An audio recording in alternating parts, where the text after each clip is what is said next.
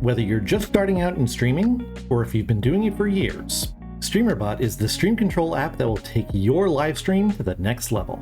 Seamless integrations, versatile commands and actions, and customizable features give you total control and the ability to make virtually anything happen on your stream. And the best thing of all, it's absolutely free. No hidden fees, no premium monthly memberships, just 100% value. I'm going to show you how to download, install, and set up StreamerBot so you can start using it today. I'll also teach you how to build actions and commands from simple chatbot responses to more complex things. Let's get to it. Let's start by downloading and installing StreamerBot to your PC. Go to Streamer.bot and click on the big glowing button, then click download to get the zip file for the latest version. Unzip the file into a folder of your choice, and then that's it. You've got StreamerBot installed. Click on the exe file in the folder to start up StreamerBot. Now it's time to connect your StreamerBot to your streaming software. This will allow you to control scenes, sources, and audio within your streaming software. StreamerBot can connect directly to both OBS and Streamlabs OBS. Both have similar setups, but I'll be using OBS, and frankly, so should you because OBS is better. Click on the Stream Apps tab, click on whichever tab corresponds to your streaming software, and right-click Add in the window. Your connection information can be found in your WebSocket settings in OBS under the Tools tab. Click on Show Connect Info, and you can copy-paste your port and password information into StreamerBot. Leave the host IP address the same. Check off both Auto Connect and Reconnect, and click OK. If you see Connected here under Status, that means you're connected. Now that your streaming software is connected, it's time to connect StreamerBot to your streaming platform accounts. StreamerBot has both Twitch and YouTube integration, which makes multi-streaming a breeze. Click on the Platforms tab, and click on the platform tab you need. Scroll down to Accounts, and log in with your account info under the Broadcaster account, and you're good to go. Follow the same steps to log into your other streaming platforms as well. Okay, enough with the IT setup, let's have some fun with StreamerBot by creating some actions. Click on Actions and Queues and select Actions to get started. This window will be empty for you, so just ignore the mess that I have here. Right-click on the Actions window and click Add, and enter a name for your action in the pop-up window. For this first action, we're going to have StreamerBot respond to something specific in chat. Right-click on the Triggers window and move your cursor to Add. This brings up a menu of different categories of action triggers to choose from. You can use events in OBS and Streamlabs to trigger actions, as well as events from your Twitch or YouTube stream. Right now we're going to select Core, which involve things that happen on your computer that is running StreamerBot.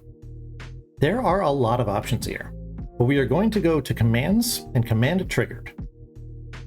From here, click on Create Command to build a chat trigger for this action. By the way, you can also create commands by clicking on the Commands tab and right-click Adding in the window. Name the command anything you want, and in the Commands window, put whatever you want the chatbot to respond to. You can use an exclamation point to create a typical command commonly seen with other chatbots, or add a word that will trigger the action whenever chat uses it. Add multiple words or command triggers by separating them into one item per line. You can choose if the command will respond to Twitch, YouTube chat, or both, and if the term must be at the start of the message or anywhere within it. Cooldowns and permissions can also be set, but I'll save that one for another video. Click OK to save your command, and click OK again to confirm it for your action trigger.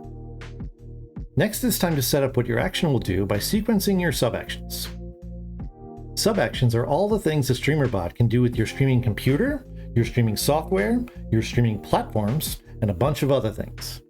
There are tons of options here within the different categories, including setting and manipulating values and logic gates. But with this first action, we just want StreamerBot to respond to our chatters. Right-click on the Sub-Actions window, go to Add, and go to either YouTube or Twitch and find Send Message to Channel. With Twitch, you'll have to go into the Chat submenu first. In this window, type what you want StreamerBot to respond with to the trigger command you created earlier. Click OK and you've finished creating your action.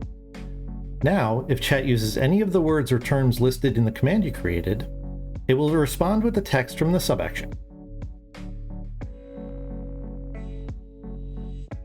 Congratulations, you've made your first action in StreamerBot. Once you get the hang of stringing these sub-actions together, you'll be able to create exciting effects that will keep your viewers engrossed in your stream and always wanting more. To demonstrate this, I'm going to create a channel point reward from my Twitch channel called Deep Fry My Stream, which viewers will be able to activate to change the visuals directly on my stream. Now to start, I've already created a Twitch channel point redemption called Deep Fry My Stream, as well as adding a sharpen and color correction filters to my stream scene. The settings I'm using are shown here if you want to set this up for your own stream. I also downloaded a static sound effect to use with the visual change. I'm going to start by creating my action in StreamerBot.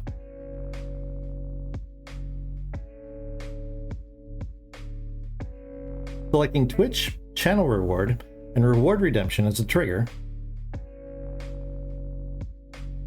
and choosing Deep Fry My Stream from the drop-down menu. Now when anyone in my chat uses channel points on a Deep Fry My Stream redemption, this action will be triggered. Next in sub-actions, I'm going to select Themes, select Scene Filter State. Tweaking the options like so, OBS will now make the sharpen filter visible on the scene when the redemption is activated. Doing the same thing with the color correction filter will make both filters visible simultaneously. Then I'm going to add a core sub-action to play the static sound effects at the same time,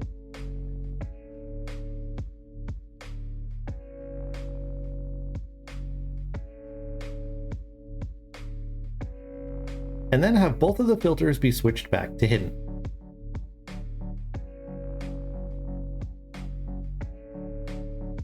Going back through the action step by step, when the channel point redemption Deep Fry My Stream is triggered, StreamerBot will set the sharpen and color correction scene filters to visible and play the static sound. Once the sound effect is finished, the filters will be reset to hidden. All of this happens without me having to activate anything or push any buttons on my keyboard.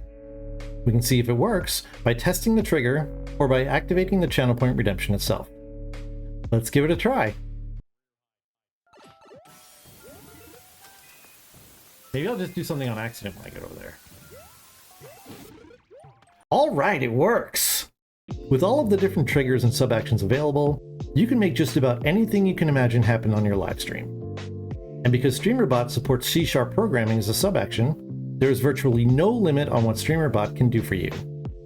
Oh, and yeah, remember back in the intro when I said the StreamerBot is free? It's true.